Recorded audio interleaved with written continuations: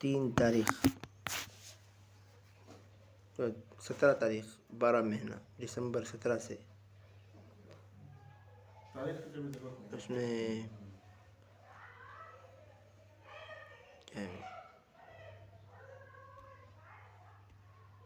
Back ground رکھ سکتے ہیں.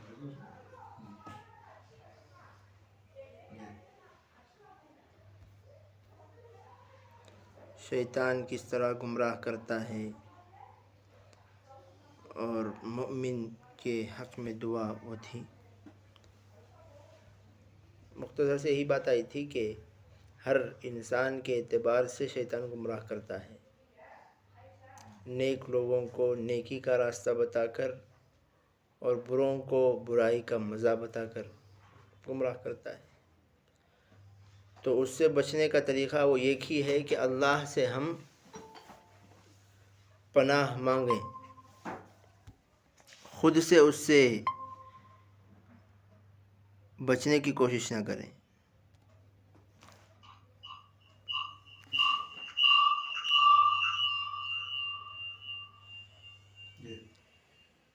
اگر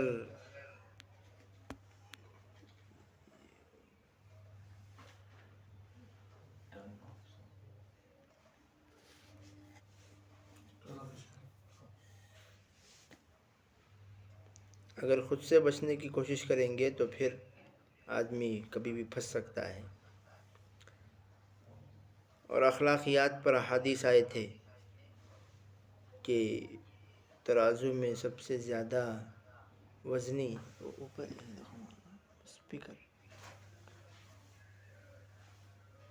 ترازو میں سب سے زیادہ وزنی وہ انسان کے اچھے اخلاق ہی ہیں. تو انسان کو چاہیے کہ وہ جتنا ہو سکے اتنا اللہ تعالیٰ کے لیے اخلاق کو اپنانے کی وہ کوشش کریں. اور اسماء الحسنی آیا تھا وہ القدوس. القدوس کے معنی ہے پاک ذات، وہ ذات جو بندوں کے تصور سے بلند ہے. بندوں کے تصور سے بلند قدوس کے معنی. رحیم رحم کرنا، ہم جتنا سوچتے ہیں اس سے بھی زیادہ وہ رحم کرنے والے ہیں. اور شدید سخت، ہم جتنا سوچتے ہیں اس سے بھی زیادہ اللہ سخت ہیں. اور رؤوف، وہ شفیق مشفق شفقت کرنے والے، ہم جتنا سوچتے ہیں اس سے بہت زیادہ اللہ تعالیٰ شفقت کرتے ہیں. تو یہ قدوس کے معنی ہے، یعنی بندوں کے تصور سے بلند اللہ تعالیٰ کی ذات ہے. اور سنتوں میں اللہ کے نبی صلی اللہ علیہ وسلم گھر کے اندر داخل ہونے کے طریقے کا بیان تھا کہ اللہ کے نبی صلی اللہ علیہ وسلم جب گھر میں داخل ہوتے تھے سلام کہتے ہوئے، لیکن سلام میں اس کا لحاظ رکھتے تھے اگر کوئی سویا ہوا ہے اس کے نیند میں خلل نہیں ہوتا تھا، اگر کوئی جاگا ہوا ہے تو اس تک آواز پہنچ جاتی تھی. اور دعا پڑھ کر نبی پاک صلی اللہ علیہ وسلم داخل ہوتے تھے. اور دعا آئی تھی جس میں نبی پاک صلی اللہ علیہ وسلم نے دعا کی کہ یا اللہ جس کو بھی میں نے میری زندگی میں تکلیف پہنچائی ہے اس تکلیف کو اس کے لیے ثواب کا ذریعہ بنائیے. میں نے جو تکلیف پہنچائی ہے مجھے آپ معاف کیجئے، اور میری وجہ سے جس کو تکلیف پہنچی ہے اس کے تکلیف کو آپ بیکار جانے نہ دیجئے بلکہ اس کے بدلے میں اس کو ثواب عطا فرمائیے. یہ اللہ کے نبی صلی اللہ علیہ وسلم نے دعا فرمائی. کیا تھا وہ الفاظ عربی میں؟ اللہم فأیما مؤمن سببتہ فاجعل ذلک لہ قربۃ الیک یوم القیامہ. اے اللہ اگر کسی مومن کو میں نے برا بھلا کہا ہو تو قیامت کے دن اس کہنے کے بدلے میں اسے اپنا قرب نصیب فرما.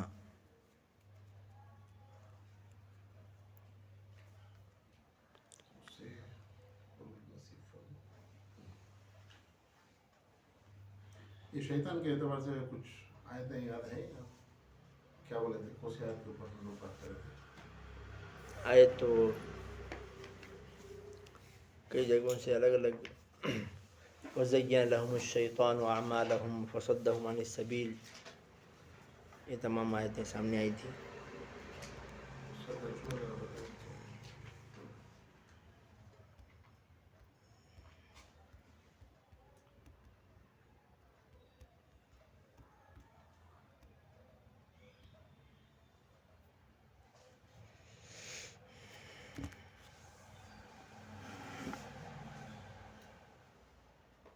دیکھیں سورہ انعام میں آیت نمبر 40/3، فَلَوْلَا إِذْ جَاءَهُمْ بَأْسُنَا تَضَرَّعُوا، کہ وہ لوگ ہمارے مصیبت کے وقت میں عاجزی کیوں نہیں کیے، وَلَٰكِنْ قَسَتْ قُلُوبُهُمْ، ان لوگوں کے دل سخت ہو گئے، وَزَيَّنَ لَهُمُ الشَّيْطَانُ مَا كَانُوا يَعْمَلُونَ، اور شیطان نے ان کے اعمال کو ان کے لیے اچھا کر کے دکھایا کہ جو بھی کر رہے ہیں وہ صحیح ہی کر رہے ہیں۔ اور ایک آیت ہے، مطلب اس میں وہ لوگ غلط کر رہے تھے لیکن اچھا کر کے دکھایا۔ یعنی ان کی غلطی کو اس کے واسطے دلائل بھی بتاتا ہے، بھئی یہ کام میں جو کر رہا ہوں یہ صحیح کر رہا ہوں، کیوں؟ کیونکہ وجہ بھی وہ بیان کریں گے، اس کی وجہ ایسا کرنا ضروری ہے، ایسا کرنا سو میں، تو یہ دلائل بھی شیطان ہی ان کو مہیا کرتا ہے۔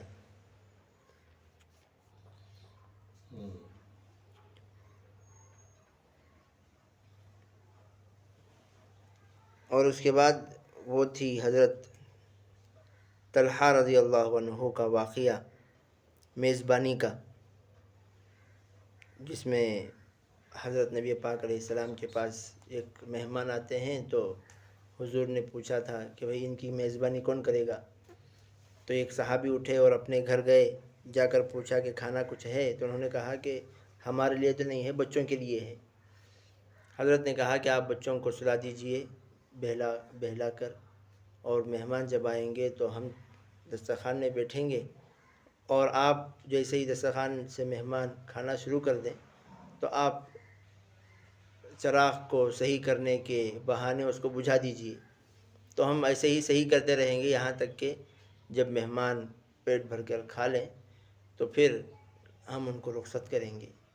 اس عمل پر اللہ تعالیٰ بہت زیادہ خوش ہوئے اور سورہ حشر کے اندر وہ آیت نازل فرمائی،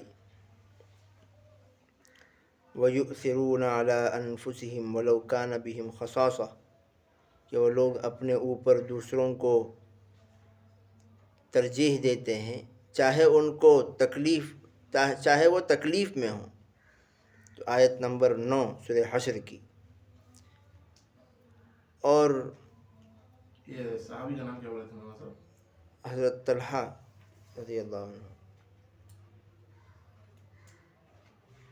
یہ طلحہ الگ ہے یا وہ صلی اللہ علیہ وسلم کے دو گھوڑا چلانے والے کو کیا ہوتا ہے؟ ادھر ایک صحابی جیسے طلحہ، ایک صحابی جو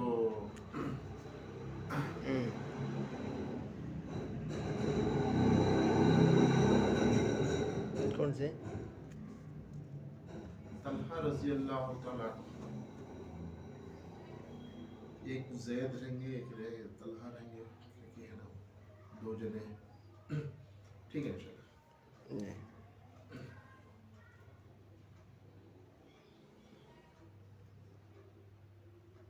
آیت نمبر 9 سورہ حشر میں، جی، سورہ انعام میں آیت نمبر 43 بتاتے شیطان کے دعا سے۔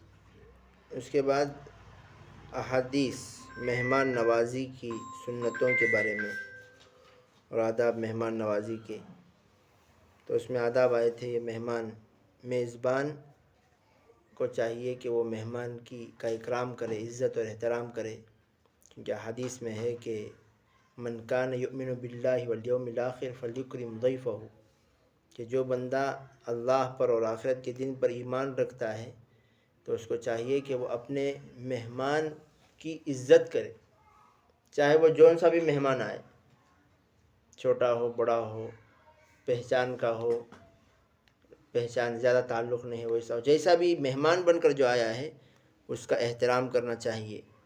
پھر احادیث آئے تھے اگر روزے دار آئے مہمان تو پھر حضور نے فرمایا اس کا حق یہ ہے کہ اس کے کپڑوں کو دھونی دیں. پہلے زمانے میں کپڑا پہننے سے پہلے اود وغیرہ ڈال کر دھونی دیتے تھے. تو اس زمانے میں استری جیسا ہے، استری ہے، اور سر پر تیل لگانا، یہ بھی روزے دار مہمان کا حق دو ہے. ایک ہے اس کے کپڑوں کو دھونی دینا اور اس کے سر کو تیل لگانا. عورت ہے تو اس کے سر پر تیل لگا کر اس کے بال سیدھے کرنا. یہ مہمان نوازی کے کھانے کے لیے. یہ ایک مہمان اصل میں رہنے کے لیے آتے نہیں، ان کے لیے یہ ہے، صرف وہ جو کھانے کے لیے آئے ہیں وہ نہیں.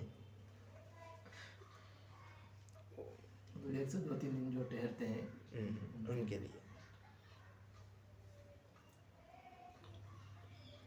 حضرت امام مالک رحمۃ اللہ علیہ کے پاس امام محمد رحمۃ اللہ علیہ مہمان بن کر آئے تھے. تو اس وقت ہاتھ ان کے حضرت کے خادم حضرت امام مالک مدینے میں رہتے ہیں اور امام محمد وہ کوفہ میں رہتے ہیں. کوفہ سے حضرت آئے اور ہاتھ دھلانے کے لیے جب خادم آئے تو پہلے مہمان کو دھلانے کے لیے گئے. تو حضرت نے کہا نہیں، کھانے سے پہلے سب سے پہلے میزبان کو ہاتھ دھونا چاہیے، اور جب کھانا ختم ہو تو میزبان کو سب سے آخر میں ہاتھ دھونا چاہیے. تو اس کی وجہ حضرت امام محمد نے پوچھی کیوں؟ تو کہا کہ میزبان جب کھانا شروع کرے گا تبھی مہمان بھی کھانا شروع کریں گے. تو اسے میزبان پہلے ہاتھ دھو لے اور وہ کھانا شروع کرے تو بقیہ جو مہمان ہیں ہاتھ دھونے کے فوراً وہ کھانا شروع کر دیں گے. نہیں تو تمام ہاتھ دھوئیں گے میزبان کے انتظار میں، یہ بھی ایک تکلیف ہوگی ان کو. اور اس کے بعد آخر میں میزبان ہاتھ دھوئے گا جب کھانا کھا لیں گے. کیوں؟ کیونکہ اگر وہ پہلے دھو لے تو بقیہ جو ہیں گے ان کو بھی اٹھنا پڑے گا. نبی پاک صلی اللہ علیہ وسلم جب مل کر ایک تشت میں کھاتے تھے تو اس وقت تک اپنا ہاتھ نہیں اٹھاتے تھے جب تک تمام کھانا کھا کر پیٹ بھر کر کھانا نہ کھا لیں. کیونکہ اگر آپ علیہ السلام ہاتھ اٹھا کر وہیں بیٹھے بھی ہوں، پھر انتظار، حضور ہمارے لیے انتظار کر رہے ہیں بول کر تمام جلدی جلدی کھائیں گے یا پھر آدھا پیٹ ہی کھا کر چھوڑ دیں گے. اس لیے پیٹ بھرنے کے باوجود حضور اپنا ہاتھ آہستہ آہستہ چلاتے تھے، گویا کہ آپ علیہ السلام کھا رہے ہیں ایسا دکھاتے تھے تاکہ تمام صحابہ بھی ساتھ میں کھا لیں. یہ اس کے آداب اور سنتیں ہیں مہمان نوازی کی. اور وہاں اسماء الحسنہ میں آیا تھا السلام. السلام کے معنی ہے سلامتی دینے والا، اور وہ ذات جس پر کبھی بھی کوئی کمی نہیں آئے گی، ہر کمی اور عیب سے صحیح اور سالم اللہ تعالیٰ ہے. سلامتی دینے والا ہر کمی اور عیب سے صحیح سالم.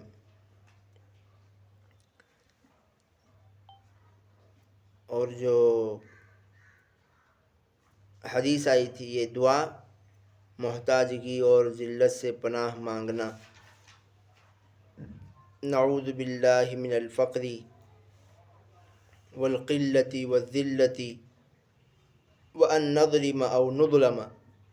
اللہ سے ہم پناہ مانگتے ہیں فقر و فاقے سے، فقری، والقلتی کمی سے، والذلتی اور ذلیل ہونے سے، وان نظلم کہ ہم کسی پر ظلم کریں، او نظلم یا ہم پر کوئی ظلم کرے، تمام سے ہم پناہ مانگتے ہیں. اس میں یہ بات آئی کہ قلت یعنی آدمی کے پاس موجود ہے، اس کے باوجود اس کے دل میں یہ ہے کہ میرے پاس کچھ بھی نہیں ہے، میرے پاس کم ہے، مجھے اور بھی چاہیے. اس سے بھی حضور صلی اللہ علیہ وسلم نے پناہ مانگی ہے، کیونکہ آدمی جتنا بھی حرص کرے اس کو ملے گا اتنا ہی جتنا اس کی تقدیر میں ہے. اگر وہ حرص کر رہا ہے تو نقصان یہی ہوگا کہ اس کی زندگی کا سکون ختم ہو جائے گا.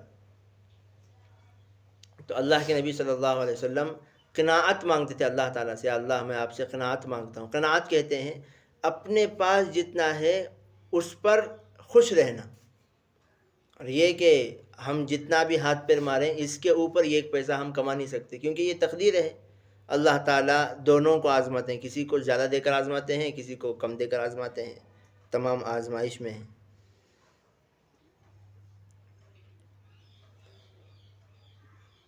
جی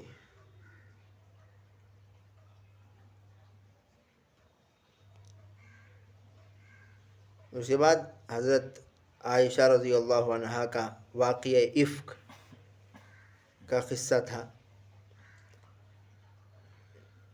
حضرت عائشہ رضی اللہ عنہا پر جب لوگوں نے منافقوں نے تہمت لگائی تو حضرت عائشہ کے بہت زیادہ طویل انتظار کے بعد اللہ تعالیٰ نے 10 آیتیں امی عائشہ رضی اللہ عنہا کی پاکی پر نازل فرمائی. اس میں کہا کہ تم لوگوں نے جب یہ بات سنی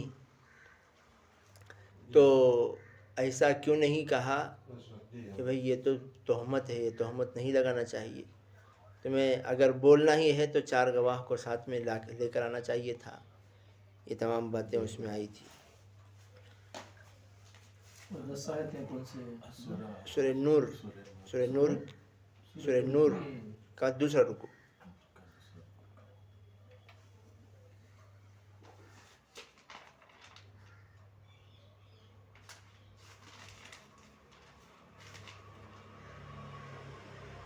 اس میں یہ بھی آیا تھا کہ بدگمانی سے بچنا چاہیے. بدگمانی کے بارے میں اللہ تعالیٰ نے فرمایا یا ایھا الذین آمنوا اجتنبوا کثیرا من الظن، اے لوگوں بہت سارا گمان کرنے سے بچو. ان بعض الظن اثم، کیونکہ بہت سارے گمان وہ گناہ کا سبب بنتے ہیں. اسماء الحسنہ آیا تھا المؤمن، امن و امان دینے والا. اس میں یہ ہے دوسرا رکوع. یہ حدیث اس کی آئی تھی، لمبی حدیث مکمل پڑھ کر سنایا گیا. دعا ہے اللہم اعوذ باللہ ان اکون من الجاہلین. حضرت موسیٰ علیہ السلام نے یہ دعا مانگی کہ میں اللہ تعالیٰ سے پناہ مانگتا ہوں اس بات سے کہ میں جاہلوں میں سے ہو جاؤں.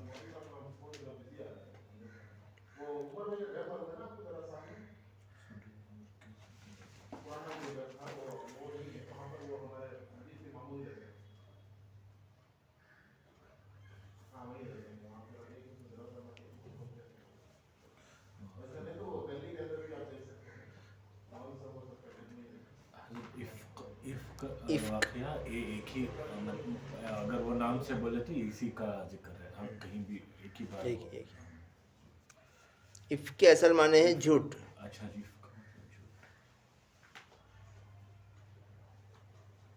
ویل لکل افاک اثیم قرآن میں ہے. ویل لکل افاک اثیم، بربادی ہے ہر جھوٹے اور گنہگار کے لیے.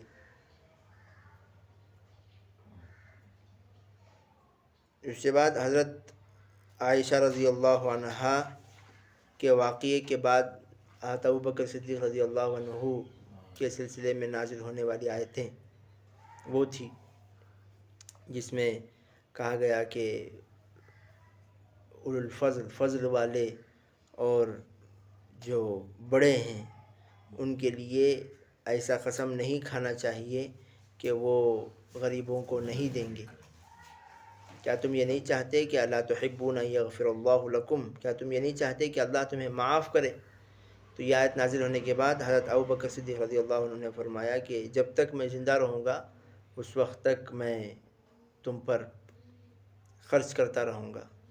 یہ کہا تھا زیادہ کروں گا یا دگنا کروں گا ایسا کچھ ہے نہیں ہے، خرچ کرتا رہوں گا. یہ آیت کس میں ہے؟ یہ سورہ نور آیت نمبر 22. اچھا 10 آیتیں افک کے بارے میں، پھر آگے حضرت ابوبکر صدیق کے بارے میں. اس کے بعد والی آیت بھی اس کی وضاحت ہی ہے. تیسرے رکوع کی پہلی آیت ایک بڑی آیت ہے، اس میں بھی واقعہ افک ہی سے متعلق ہے کہ اللہ تعالیٰ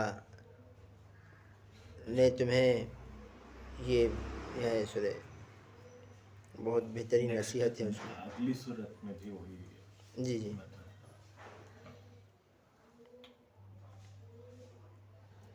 اے لوگو یا ایھا الذین آمنوا لا تتبعوا خطوات الشیطان، شیطان کے نقش قدم پر نہ چلو. ومن یتبع خطوات الشیطان، اور جو بھی شیطان کے نقش قدم پر چلے گا فإنہ یأمر بالفحشاء والمنکر، شیطان تو حکم کرتا ہے بے حیائی اور برے کاموں کا. ولولا فضل اللہ علیکم ورحمتہ، اگر تم پر اللہ کی مہربانی اور اس کی رحمت نہ ہوتی، ما زکا منکم من احد ابدا، تو نہیں پاک کرتا، ما زکا نہیں پاک کرتا تم میں سے کسی کو کبھی بھی، کیونکہ کوئی اللہ تعالیٰ کے لائق کوئی بندہ نہیں ہے جو اللہ تعالیٰ کے لائق بولے۔ جیسے کوئی بڑا انسان ہے، بادشاہ کے لائق اس کے وزراء ہوتے ہیں، کوئی پاگل کو وہ اپنا وزیر نہیں بنا لیتا، تو اللہ تعالیٰ کے لائق کوئی بندہ نہیں ہے۔ تو اللہ فرماتے ہیں اگر اللہ کا فضل نہ ہوتا تو تم میں سے کسی کو اللہ پاک نہ کرتا، یعنی کفر سے پاک نہ کرتا، ایمان کی نعمت نہ دیتا۔ وَلَٰكِنَّ اللَّهَ يُزَكِّي مَن يَشَاءُ، لیکن اللہ تعالیٰ جس کو چاہتے ہیں اس کو پاک کرتے ہیں کفر و شرک سے۔ واللہ سمیع علیم۔ اس کے بعد یہ آیت ہے وَلَا يَأْتَلِ أُولُو الْفَضْلِ مِنْكُمْ، قسم نہیں کھانا چاہیے آپ میں سے جو مہربانی والے ہیں اور وسعت والے ہیں، أَن يُؤْتُوا ذِي الْقُرْبَىٰ، کہ وہ نہیں دیں گے قریبی رشتہ داروں کو، والمساکین اور غریبوں کو، والمہاجرین فی سبیل اللہ اور اللہ کے راستے میں ہجرت کرنے والوں کو، ولیعفوا ولیصفحوا، چاہیے کہ وہ معاف کر دیں، درگزر کریں۔ الا تحبون ان یغفر اللہ لکم، کیا تم نہیں چاہتے کہ اللہ تمہیں معاف کرے؟ واللہ غفور الرحیم۔ یہ آیت حضرت ابوبکر صدیق رضی اللہ عنہ کے شان میں نازل ہوئی۔ اس کے بعد حدیث آیت ہے اخلاص سے نیت کے بارے میں، کہ ہر عمل وہ اخلاص پر موقوف رہتا ہے، بغیر اخلاص کے کسی عمل کا کوئی وزن نہیں ہوتا۔ اللہ تعالیٰ نے فرمایا یا اے ایمان والو لا تبطلوا صدقاتکم بالمن والاذی، اپنے نیک کاموں کو احسان جتلا کر یا تکلیف دے کر اس کو ختم نہ کر دو، بیکار نہ کر دو۔ سورہ بقرہ میں آیت نمبر 260 پر 4، اس میں اپنے نیک کاموں کو احسان جتلا کر یا تکلیف دے کر کیا نہ کرو، بیکار نہ کر دو، یہ اللہ تعالیٰ نے فرمایا۔ اور جس عمل میں بھی کوئی بندہ رتی برابر ریاکاری کرے، اللہ اس کے پورے عمل کو ریجیکٹ کر دیتے ہیں۔ اللہ تعالیٰ ملا ہوا مال کبھی بھی نہیں لیتے۔ مثلا کوئی بندہ نماز پڑھا، پوری نماز اللہ کے لیے پڑھا، رکوع میں اس کو محسوس ہوا کوئی اس کو دیکھ رہے ہیں، بھائی کتنی اچھی نماز پڑھ رہے ہیں، دیکھو نہ بول کر رکوع میں ایک سبحان ربی الاعلیٰ یا ایک سبحان ربی العظیم رکوع میں پڑھتے ہیں، ایک سبحان ربی العظیم اس نے دکھاوے کے لیے کی نیت سے کر دیا، پورا عمل اللہ واپس کر دیں گے، نہیں لیں گے، کیونکہ اللہ تعالیٰ اگر وہ لیں تو ایک صورت یہ ہوگی کہ اس کو اس ایک سبحان ربی العظیم کے ساتھ لیں گے، تو پھر یہ اور دوسرا بندہ دونوں شریک ہو گئے، یا پھر کاٹ کر لیں گے، ناقص وہ ہو گیا۔ نہ اللہ تعالیٰ ناقص مال کو لیتے ہیں اور نہ ہی شرک والے مال کو لیتے ہیں، پورا ہی بیکار کر دیتے ہیں۔ چاہیے کہ وہ جیسے نماز مکمل کرے تو اللہ سے معافی مانگ لے، تو پھر معافی پر وہ ریاکاری بھی نیکی میں بدل جائے گی۔ اور ملاقات کے آداب میں وہ آداب بتائے گئے تھے کہ جب کسی بندے کے پاس ملاقات کے لیے جائیں تو اس کے حال کو معلوم کر لیں کہ اس وقت میں وہ آرام کر رہا ہے یا پھر فری ہے یا بیزی ہے، کام میں مشغول ہے۔ اگر کام میں مشغول ہے تو پھر انتظار کریں، نہیں تو چلے جائیں، اگر ضروری ہے تو انتظار کریں۔ انتظار کے وقت میں اس کو محسوس ہونے نہ دیں کہ ہم انتظار کر رہے ہیں، ہم پریشانی میں ہیں، یہ محسوس ہونے نہ دیں، بلکہ دور ایسی جگہ پر انتظار کریں جہاں کھڑے ہونے پر اس کو محسوس نہ ہو کہ ہم کھڑے ہوئے ہیں۔ تو یہ اس کے آداب وہاں بتائے گئے تھے۔ اور اسماء الحسنہ میں آیا تھا المہیمن، المہیمن کے معنی ہے نگہبان، نگرانی کرنے والا۔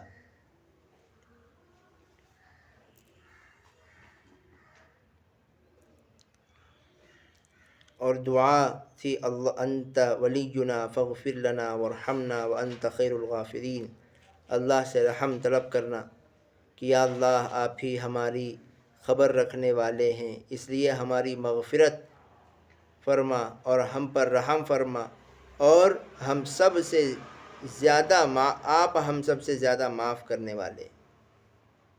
انت ولینا فاغفر لنا وارحمنا وانت خیر الغافرین، یہ دعا.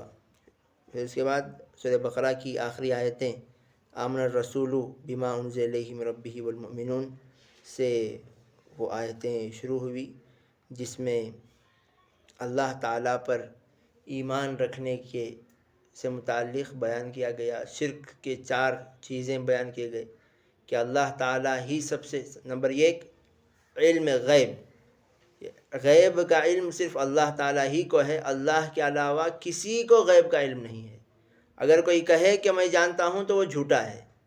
ہاں، انبیاء علیہم السلام کو اللہ تعالیٰ اپنی طرف سے جو ضرورت ہے وہ چیزیں بتاتے ہیں، کسی کے بس میں یہ خود سے معلوم کرنا نہیں ہے. اور نمبر 2 ہے شرک فی العلم، اور ایک ہے نمبر 2 شرک فی العبادہ، یہ عبادت سجدہ کرنا، نماز پڑھنا، روزہ رکھنا، منت مانگنا، طواف کرنا، یہ تمام کے تمام اللہ تعالیٰ ہی کے لیے خاص ہیں. اس کے علاوہ اگر کوئی بندہ کسی اور کے لیے سجدہ کرے، کسی اور کے لیے روزہ رکھے، کسی اور کے لیے منت مانگے، کسی اور چیز کے لیے طواف کرے، کسی اور کے لیے ذبح کرے، یہ تمام کی تمام چیزیں شرک ہوں گی. اور نمبر 3 ہے شرک فی التصرف، یعنی نفع نقصان اور کاموں کے اندر اثر ڈالنے کا کام صرف اللہ تعالیٰ ہی کے پاس ہے. کسی کے اندر کاموں کے اندر اثر ڈالنے کی طاقت نہیں ہے. نہ شفا کوئی دے سکتا ہے، نہ نقصان کوئی کر سکتا ہے. جیسے مشہور ہے جھاڑو دے کے تو غربت آ جاتی ہے، رات میں اگر کپڑا پہن کر سیئیں گے تو غریبی آ جائے گی. تو یہ تمام کے تمام اللہ تعالیٰ کے ساتھ شرک بنانے کے قبیل سے آتے ہیں. تو غریب تو اللہ بناتے ہیں، مالداری تو اللہ دیتے ہیں، تو یہ کرنے سے مالداری آئے گی، وہ کرنے سے غریبی، یہ کرنے سے جھگڑے ہوں گے، وہ کرنے سے محبت پیدا ہوگی. یہ باتیں بیان کرنا، اسی طریقے سے اولاد کے بارے میں بیان کرنا، یہ تمام کی تمام شرک ہے. تو شرک فی التصرف نمبر 3. اور نمبر 4 ہے شرک فی العادات، عادتوں میں جو چیزیں ہم کرتے ہیں، کھانا تقسیم کرنا، اللہ کے علاوہ کسی اور کے نام پر کھانا تقسیم کر رہے ہیں، سر کے بال رکھ کر منت مانگتے ہیں. بچہ اگر ہوا گا تو ہمیں اس کے بالاں فلاں درگاہ میں لے جا کو یا فلاں جگہ میں لے جا کر مونڈیں گے. یہ تمام شرک فی العادات میں شمار ہوتے ہیں. تو یہ باتیں اس میں آئی تھی. شرک فی العلم میں کیا بولا آپ نے؟ غیب کا علم صرف اللہ تعالیٰ ہی کو ہے، اللہ کے علاوہ خود سے کوئی غیب کا علم حاصل نہیں کر سکتا.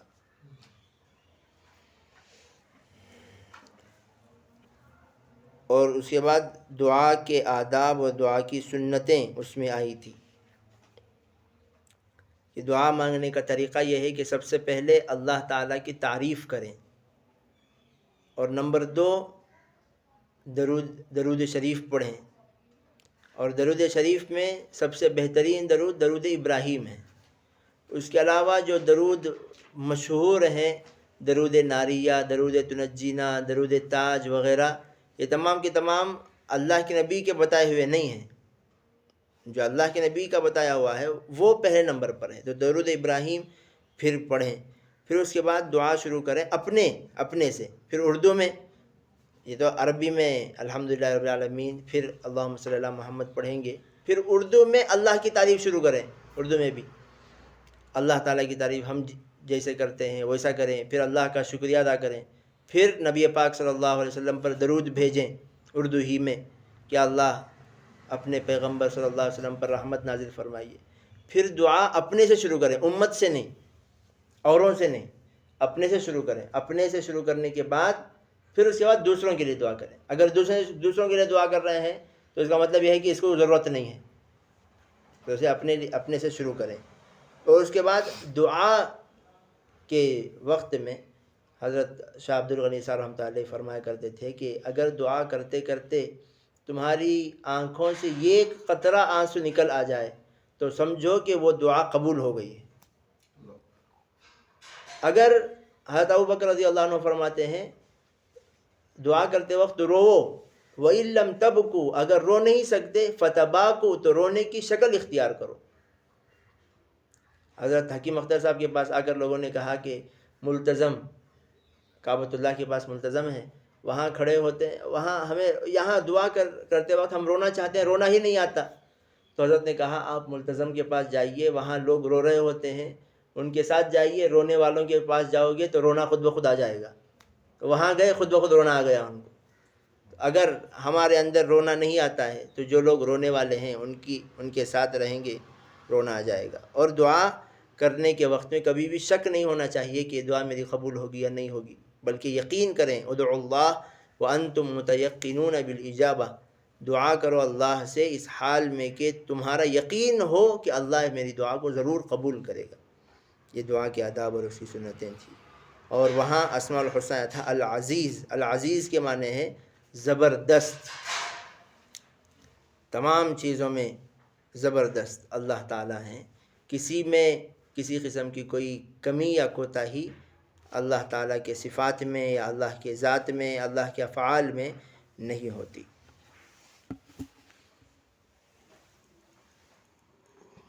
یہ چیزیں تھیں. اور عربی گرامر سے متعلق اسم فعل حرف، اس کا وہاں سے شروع ہوا تھا، ہے نہیں؟ اسم فعل حرف. بولیے اسم فعل حرف. What is your understanding?